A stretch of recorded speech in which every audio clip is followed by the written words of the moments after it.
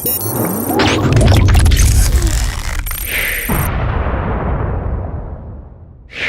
بالله من الشيطان الرجيم بسم الله الرحمن الرحيم Assalamu alaikum wa rahmatullahi wa barakatuh. This week in our Thought of the Week we want to reflect upon a beautiful tradition from the noble Prophet Muhammad, may God's peace and blessings be upon him and his family. And in the tradition he gives us something very profound and deep to think about our life in this world and the life of the world to come. More specifically the life of this world. And you know, when he speaks, it's something for all of us to listen to pay heed to give attention to. He gives us a very interesting thought to reflect upon today, on a saying or a thought that many of us have, that we hope tomorrow when we wake up that we'll do certain actions. Many of us believe and take it for granted that we're going to wake up tomorrow. We'll go to sleep tonight and we know for a fact that tomorrow we're going to wake up. But the Prophet knocks a bit of sense into us, knocks us back into reality to show us how we should actually think and how we should be interacting with the life of this world on a day-to-day basis. In the tradition, the Prophet says the following: a person who expects to be alive tomorrow is the person who expects to be alive forever. We have to realize that our lives are not infinite. We're not here forever.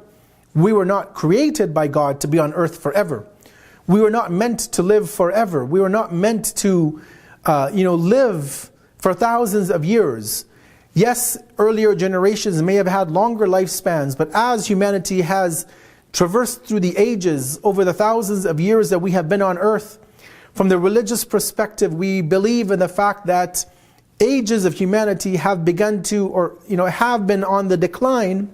So previous prophets and their communities lived for thousands of years.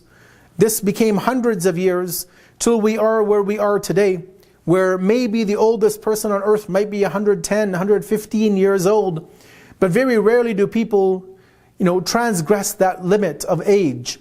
And even today in society and in the world of science and technology and medicine, they may try to prevent many illnesses and sicknesses, find the cure for many diseases, try to prolong the human life to maybe add 5, 10, 20, 30 years to our life. But ultimately, as the Quran tells us, every soul shall taste of death. Whether you die at the age of 5 or 15 or 50 or 100, eventually we all have to die. The Prophet shows us in this tradition, however, that a person who expects to wake up tomorrow, who expects to be alive tomorrow, he says that he expects to be alive forever. Because if it's a Monday and I say I'm going to wake up on a Tuesday, I say I'm going to wake up on a Wednesday, I'm going to wake up on a Thursday, and so on and so forth. This continues on and on and on, and you feel that you're immortal, that you may live forever. But obviously, as we mentioned and as the Quran talks about many, many times, that life on this earth is temporary. It is a temporary pleasure. It is a fleeting life. It is something that will end. It has an end. It doesn't continue on until eternity.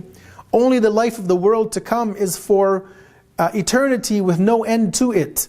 But the life of this world, our lives are meant to end.